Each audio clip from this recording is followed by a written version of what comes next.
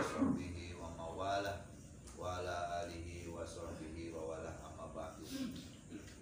Hadirin muhtaram wa muhtarat yang sama-sama kita hormati orang tua sekaligus guru kita Ustaz Haji Maimun, dan juga yang saya hormati khusus pada orang tua saya Bapak Haji Sarifuddin, dan juga pada tokoh masyarakat kita kesepuhan kita Bapak Haji Hasim Kamseno, Bapak Haji Sultan, dan sekaligus para jamaah sekalian, para kesepuhan yang alhamdulillah pada malam ini kita dapat bersama hadir dalam rangka menggugurkan kewajiban kita untuk menuntut ilmu yang insya Allah melalui pembacaan kitab Nashihul Ibad sedikit-sedikit kita sama-sama membaca, yang mudah-mudahan apa yang disampaikan oleh pengarang daripada kitab Nashihul Ibad ini baik dari hadis Rasulnya, baik dari sabda-sabdanya ataupun dari firman Allah, semoga menjadikan nasihat. Amin.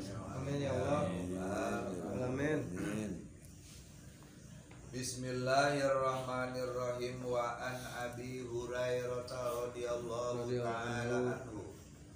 Dan telah diriwayatkan oleh sahabat Abi Hurairah radhiyallahu anhu bahwasanya beliau telah menerima anin Nabi sallallahu alaihi wasallam, bahwasanya sahabat Abi Hurairah telah menerima sebuah hadis berita daripada langsung baginda Rasulullah sallallahu alaihi wasallam, bahwasanya beliau bersabda, sab'atu nafarin, ada 7 golongan, yuzilluhumullahu, yang akan mendapatkan perlindungan daripada Allah Subhanahu wa taala, tahta zilli arsihi, di bawah naungan aras, yauma la zilla illa zillu, di mana hari yang tidak ada yang bisa menaungi kecuali pertolongan daripada Allah Subhanahu wa taala.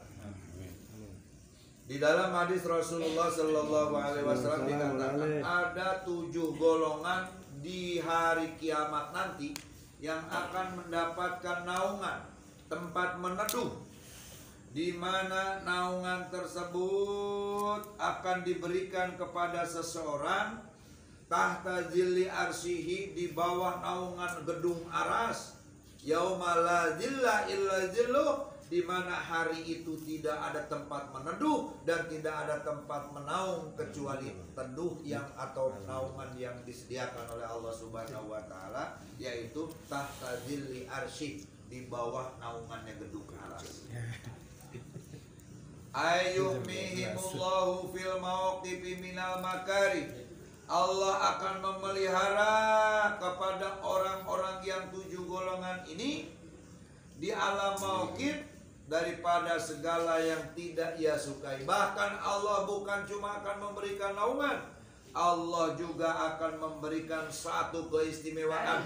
Allah juga akan memberikan satu pertolongan, di mana pada saat itu semua manusia sedang membutuhkan pertolongan daripada Allah Subhanahu wa taala. Ini ada 7 golongan. Mudah-mudahan kita tergolongkan daripada 7 golongan. Amin. Amin. Salah satunya aja kita.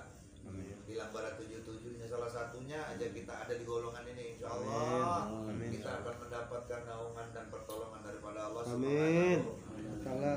Yang pertama, imamun adilun, yang pertama adalah pemimpin yang adil. Wa huwa man nadzara fi syai'in min umuril muslimin. Yang dikatakan pimpinan adil itu ialah orang yang selalu memperhatikan sesuatu perkara apapun min umuril muslimin, dari urusan-urusan kaum muslimin, minal wullah, daripada pemimpin, wal hukam, dan daripada hakim. Di para pemimpin yang adil itu adalah orang yang selalu memperhatikan sesuatu perkara dari perkara yang berkaitan dengan umat muslimin. Pemimpin di sini adalah dari mulai pimpinan tertinggi sampai pimpinan bawah, sampai pimpinan menengah, sampai pimpinan di dalam rumah tangga. Tetap itu harus kita dituntut keadilan. Apabila kita adil dalam memimpin ini, dijamin oleh Allah akan mendapatkan naungan di bawah gedung aras nanti di yaumil. Amin ya Allah. Amin ya robbal. Amin. Amin. Man nadzara fi syai'in min umuril muslimin, siapa orang yang selalu melihat, memperhatikan kepada kebutuhan-kebutuhan perkara muslim, entah itu kebutuhan ibadah, nih di musola sedang membutuhkan ini, itu namanya membutuhkan. Entah itu kepentingan muslimin ini sedang membutuhkan tempat ibadah, muslimin ini sedang membutuhkan tempat sarana ibadah, pokoknya yang berkaitan dengan kepentingan muslimin, ini adalah orang yang akan mendapatkan perhatian daripada Allah Subhanahu wa taala kelak di yaumil qiyamah. Dan yang kedua, wasyabun, yaitu seorang anak muda. Nasya'a, di mana anak muda ini yang menimbulkan rasa takut fi ibadatillahi ta'ala, akan ibadah kepada Allah Subhanahu wa taala. Aibtida'u umruhu, yakni permulaan umurnya ini pihak digunakan untuk beribadah, wa mutalabbisan biha wa khussasab, dan juga apa yang dia takutkan bagi seseorang anak muda itu sehingga dia meningkatkan amal perbuatan yang baik. Anak muda yang seperti ini akan dijamin oleh Allah akan mendapatkan surga dan akan mendapatkan naungan di yaumil qiyamah di bawah aras. Kenapa? Li'annahu, karena bahwasanya anak muda ini mahallus syahwat. Anak muda ini gedung dan tempatnya tempat syahwat. Nafsu tinggi masih anak muda, keberanian tinggi masih anak muda. Pokoknya darah muda ini sangat luar biasa. Beda dengan kita. Kita mah udah usia batas 40 tahun ke atas. Waduh, udah mulai kita berkurang jamaah.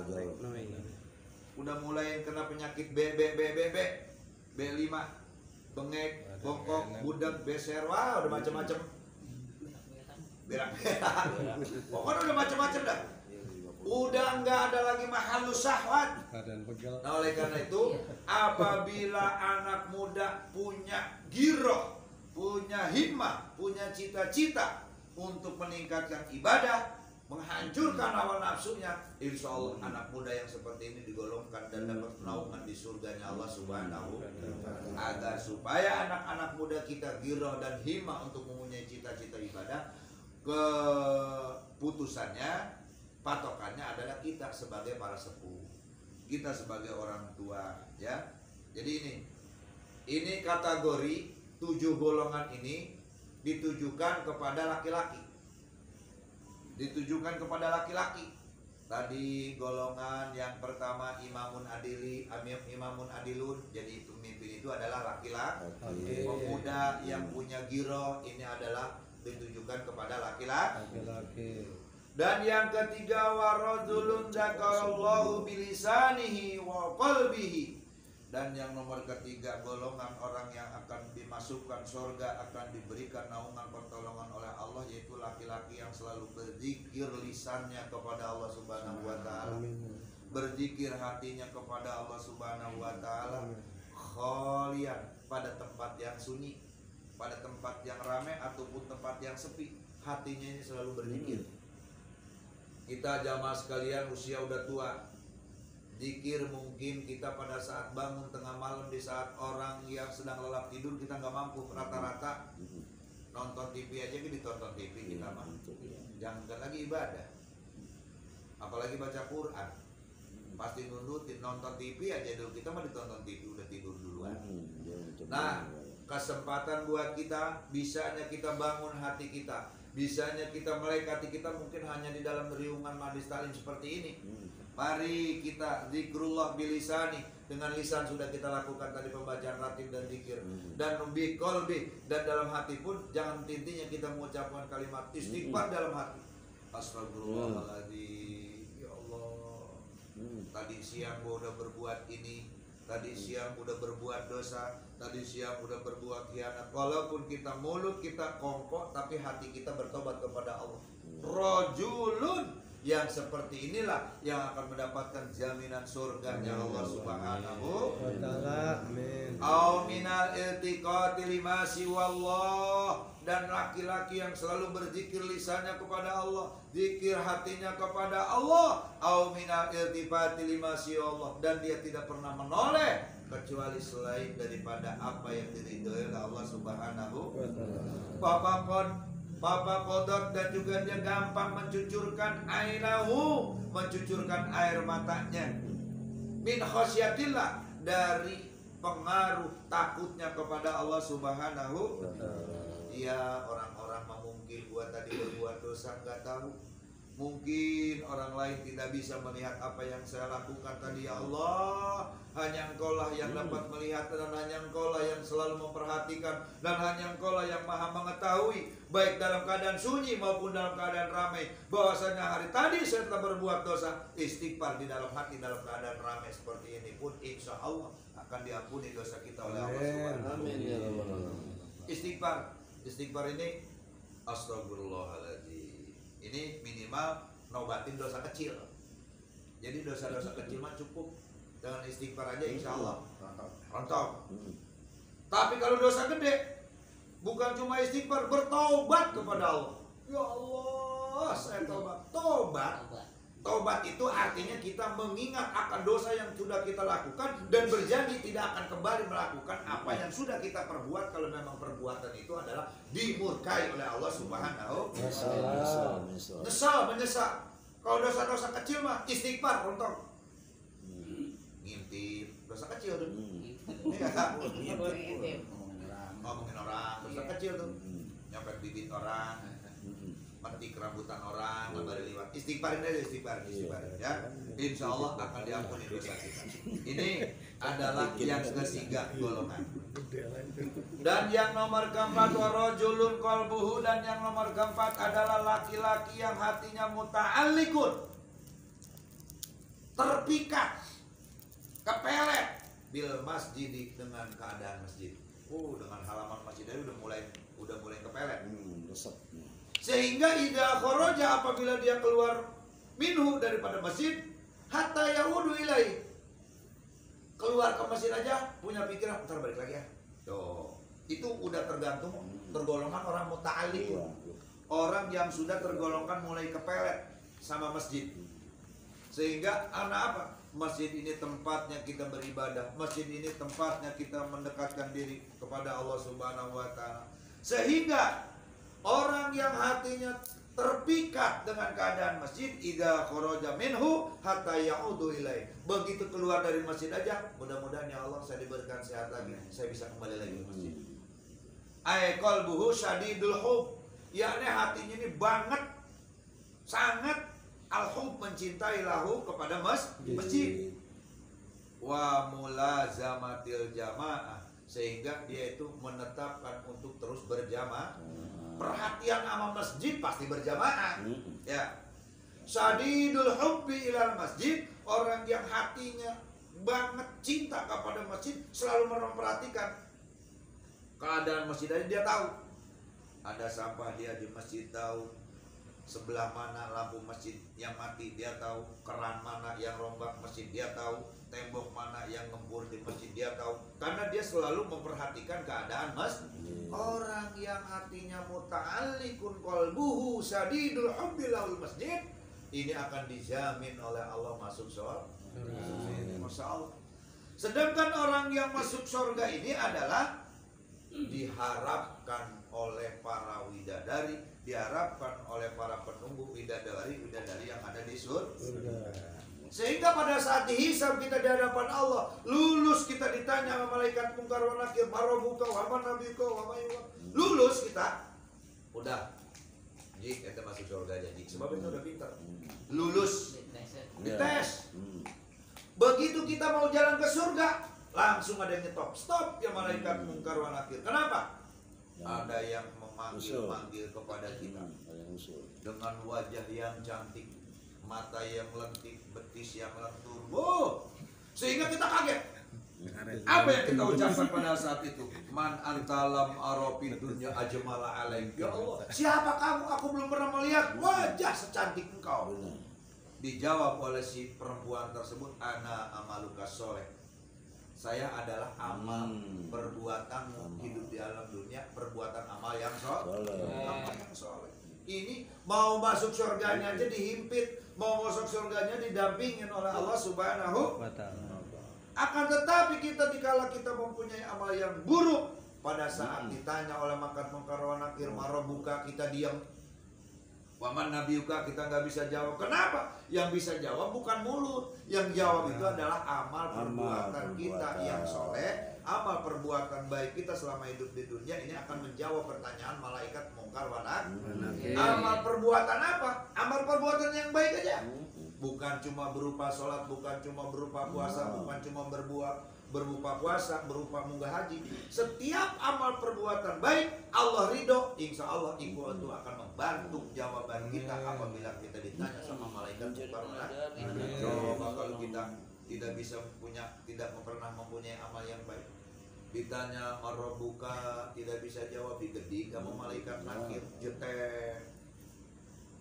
Emang udah lama gue nungguin lu kan? Begitu digedi kita menjerit kepada Allah Subhanahu wa Ta'ala, Rabbi lau artani ila ajalin qarib, ya Allah, keluarkan lagi saya kalau ke alam dunia qarib, sebentar aja ya Allah. Gobrowokan kita sesambatan, Rabbi lau akhortani ila ajalin qarib, ya Allah, keluarkanlah saya ke alam dunia sebentar ya Allah. Kebun berjual dulu. Ditanya sama malaikat, mau ngapain lo minta dikeluarin ke alam dunia? Baliyata sodak wa akum minas solihin. Ya Allah, saya mau sodako, saya mau amal soleh, saya mau sholat. Paling ditanya malaikat, kemarin lo kemana aja? Kan? Kemarin lo kemana aja? Jadi kita sesabatan di hadapan Allah Subhanahu wa Ta'ala. Mudah-mudahan kita tergolongkan laki-laki yang muta'alliqun bil masjid, yang selalu terpikat hatinya untuk masuk masjid. Dan yang nomor selanjutnya yang akan dijamin oleh Allah Subhanahu wa Ta'ala masuk surga, wa rajulun tasaddaqa bi shadaqatin. Seorang laki-laki yang selalu bersedekah dengan sesuatu. Apa aja yang disedekahkan dengan sesuatu? Kebaikan. Apa aja yang penting berupa kebaikan. Ae sodakotit tatowu, sekalipun sodakohnya sodakoh sunnah. Yang namanya sodakoh mah ya, apabila kita mempunyai ilmu, palyata sodak bi ilmi. Apabila kita mempunyai harta, palyata sodak bi mali. Kalau punya harta sodakoh kan harta kita, punya ilmu sodakoh kan ilmu kita. Wa in kana quwwatun palyata sodak bi quwwati. Kita mas harta nggak punya, ilmu nggak punya, cuma tenaga aja gede.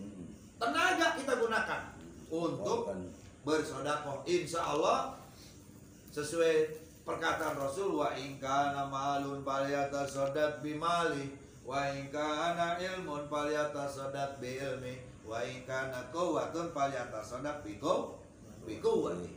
Kita sodakoh, sekalipun sunat seorang laki-laki yang mengeluarkan sodakoh dengan sodakoh yang dia keluarkan, namun yang akan dijamin oleh Allah fa'ahfaha, yang selalu menyembunyikan sodakohnya itu anin nasi, daripada manusia. Palam taklam simaluhu, sehingga tidak tahu tangan kiri, al sonaat yaminuhu, dengan apa yang dilakukan kebaikan oleh si tangan kirinya. Ailau kudiroti simal, kalau saja diandaikan si tangan kiri memberikan uang mustaqidon ma'alima sodakotal yamin bil ikhfa, sehingga dia tidak pernah tahu bahwa si tangan kanannya itu mengeluarkan sodakoh karena disembunyikan. Ini akan dipanggil dan akan dijamin oleh Allah masuk surganya Allah Subhanahu wa Ta'ala. Dan mudah-mudahan laki-laki yang seperti ini adalah akan diberikan naungannya di surganya Allah Subhanahu wa Ta'ala. Warajulun, dan yang nomor terakhir yang akan dicintai oleh Allah, warajulun mahabban ila rajulin, orang yang selalu laki-laki ini yang saling mengasihi kepada laki-laki lain. Artinya kita sesama saudara saling memberi, sesama saudara saling tolong menolong. Kenapa? Laki-laki yang selalu saling tolong menolong ini insya Allah akan dijamin masuk surga. Amin ya robbal. Ingat, hanya kesempatan kita di alam dunia, panennya nanti di alam akhir. Dunya majro'atul akhirah. Dunia tempat menanam, majro'atunnya panennya itu lil akhir. Maka dikatakan dunya majro'atul akhirah. Dunia ini mah tempat menanam, panennya maka dia di alam akhir. Karena itu jamaah sekalian, mari selagi kita masih ada tenaga, selagi kita masih diberikan penglihatan yang normal, pendengaran yang sempurna, mari kita berusaha untuk terus dan terus berbuat amal yang baik. Karena apa? Dikala Allah memanggil, kata Allah di dalam Al-Quran, fa idza jaa ajaluhum yastakhiruna sa'ah. Apabila datang ajalmu, datang pada suatu ketika jam itu, wala yastaqdimun, enggak bisa ditawar lagi, Pak. Udah nggak minta kaci, cuman syariat. Dokter sudah memberikan syariat. Presiden Soeharto mempunyai 40 dokter. Presiden, para menteri dokternya banyak, tapi dokter yang ahli, dokter yang banyak tersebut tidak akan mampu melawan malaikat sakaratil maut satu orang. Ini, ya. Jadi ini. Karena apa? Dikala ajal datang, Masya Allah, tidak ada lagi yang akan kita harapkan kecuali amal perbuatan soleh. Mudah-mudahan jamaah sekalian, ya, kita yang masih alhamdulillah nih sampai hari ini kita masih dapat berkumpul di alam dunia, masih dapat bisa berkumpul di pengajian, masih bisa kita berbuat baik sekalipun perbuatan baik kita kecil, entah itu kepada anak yatim, entah itu kepada guru, entah itu kepada tetangga, entah itu kepada doa apa, sekecil apapun amal perbuatan kita, Pak, mayyamal miskola dzarratin, insyaallah. Karena apa? Dunia ini tempat menanam, panennya nanti di alam akhir. Kalau sudah mati mah Pak putus sama kita. Idza mata ibnu Adam in qata amalu. Dikala mati pulang ke rahmatullah sudah tidak berguna lagi, Pak. Sudah tidak berguna. Amal apapun kita di sana udah nggak sholat lagi, sedekah udah nggak sedekah lagi, kecuali amal perbuatan kita yang soleh. Makanya kita pulang ke alam barzah. Di alam barzah ini alam yang ketiga.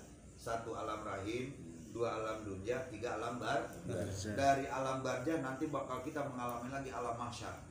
Sebelum kita pulang ke alam mahsyar masih ada kesempatan di alam barzah untuk berbuat amal. Ada kesempatan dari siapa? Dari anak cucu keluarga yang selalu mengirimkan dosa. Doa. Kenapa? Orang yang ada di alam barzah ini takjiru da'watan abihi wa ummihi wa sahabati ajmain. Dia mengharap doa dari ibunya, mengharap doa dari emaknya, mengharap doa dari sahabatnya, mengharap doa dari keluarganya yang masih hidup di alam dunia. Udah nggak bisa berbuat apa-apa, ya. Tapi masih bisa memberikan pertolongan sampai doa kita insya Allah kepada almarhum. Mudah-mudahan nih para almarhum, keluarga-keluarga kita yang telah meninggalkan kita semuanya selalu senantiasa diberikan oleh Allah Subhanahu wa taala keringanan yang bisa meringankan dosa, yang bisa mengangkat dosa, kecuali wa idza tadiru da'watan li abihi wa ummihi wa sahabati ajmain. Doa-doa orang muslimin, doa-doa orang Islam yang ada di alam dunia. Ini karena kita udah gak bisa berbuat apa-apa, hancur luluh kita di hadapan Allah Subhanahu wa ta'ala. Pantas kalau dihayati dulu suka dengar lagu Roma, badan pun tak berharga sesaat ditinggal nyawa. Di badan biasa doang nih, badan ada waktunya, tapi roh milik Allah Subhanahu wa ta'ala. Dikala badan sudah dicabut, berpisah dari nyawa udah nggak berharga lagi. Udah nggak berharga lagi. Badan pun tak berharga di saat ditinggal nyawa. Anak istri tercinta tak mau lagi bersama. Udah nggak ada nyawanya, udah nggak mau Takut kan? ya udah takut. Secepatnya jasa dipendam karena tak lagi dibutuhkan. Lah buru-buru dari kubur karena udah nggak dibutuhkan lagi. Diri yang semula dipuja kini tinggalnya udah nggak ada nyawa, udah nggak berharga. Udah nggak bernyawa. Makanya hidup di dunia ini apa ya, cuma sekedar impian. Dunia mewah tidak akan dibawa, ya. Harta yang banyak tidak akan dibawa, istri yang cantik tidak akan dibawa. Makanya hadis Bang Roma, kalau selama ini diri berhiaskan rumah mewah segala macam, emas, perak, semuanya itu semua jadi cahaya buat kita. Tapi kalau udah di alam dunia terputuslah pergaulan, putus. Ya, terkuburlah sendirian. Diri terbungkus kain kapan, udah gak berlaku. Semuanya hanya kain kapan yang akan menjadikan teman kita. Dari makanya mudah-mudahan jamaah sekalian, semoga dengan pulang rahmatullah para sahabat kita, para orang tua kita, keluarga kita, ini akan harus dijadikan sebuah introspeksi buat kita, karena semuanya akan kembali kepada Allah Subhanahu wa Ta'ala. Dan mudah-mudahan apa yang dibacakan dalam hadis Rasulullah Sallallahu Alaihi Wasallam, 7 golongan yang akan mendapatkan naungan pertolongan di sisi Allah, mudah-mudahan kita semuanya ada di antara golongan itu. Amin ya Rabbal alamin. Amin ya